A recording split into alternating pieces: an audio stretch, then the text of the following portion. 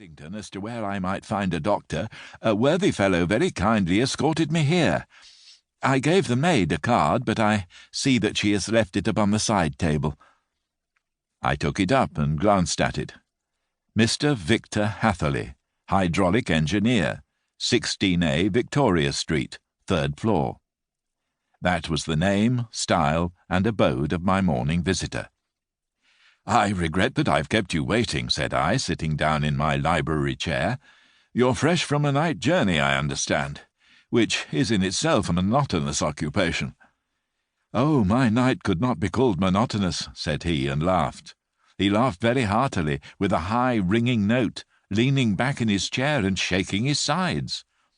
All my medical instincts rose up against that laugh. "Stop it!" I cried. "Pull yourself together!" And I poured out some water from a carafe. It was useless, however. He was off in one of those hysterical outbursts which come upon a strong nature when some great crisis is over and gone. Presently he came to himself once more, very weary and pale-looking. I've been making a fool of myself," he gasped.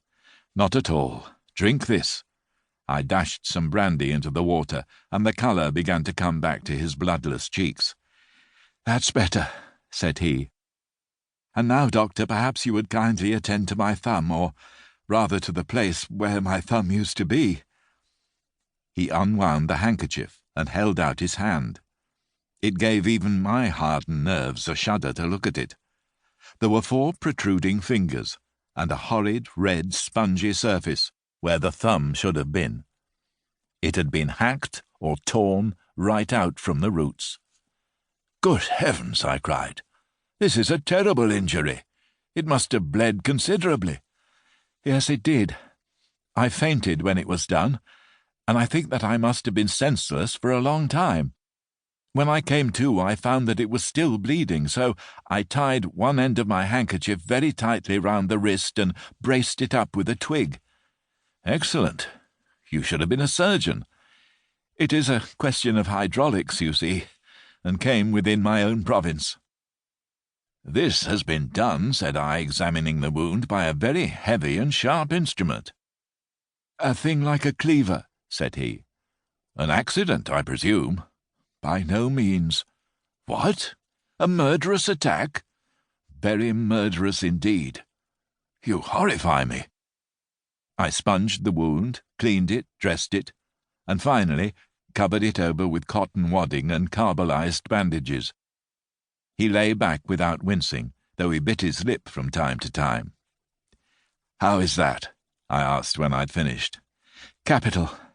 Between your brandy and your bandage, I feel a new man.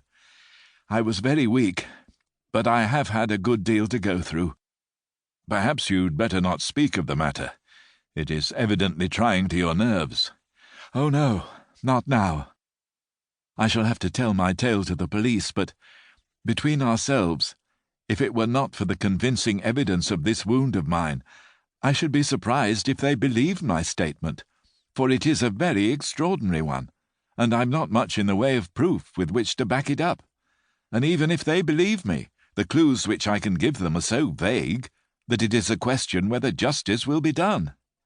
"Ah," cried I, "if it is anything in the nature of a problem which you desire to see solved, I should strongly recommend you to come to my friend, Mr. Sherlock Holmes, before you go to the official police." "Oh, I've heard of that fellow," answered my visitor, "and I should be very glad if he would take the matter up, though of course I must use the official police as well. Would you give me an introduction to him?" "I'll do better. I'll take you round to him myself." "I should be immensely obliged to you." "We'll call a cab and go together. We shall just be in time to have a little breakfast with him. Do you feel equal to it?" "Yes, I shall not feel easy until I have told my story." "Then my servant will call a cab, and I shall be with you in an instant." I rushed upstairs, explained the matter shortly to my wife, and in 5 minutes was inside a hansom, driving with my new acquaintance to Baker Street. Sherlock Holmes was, as I expected, lounging about his sitting-room in his dressing-gown, reading the agony column of the Times, and smoking his before-breakfast pipe, which was composed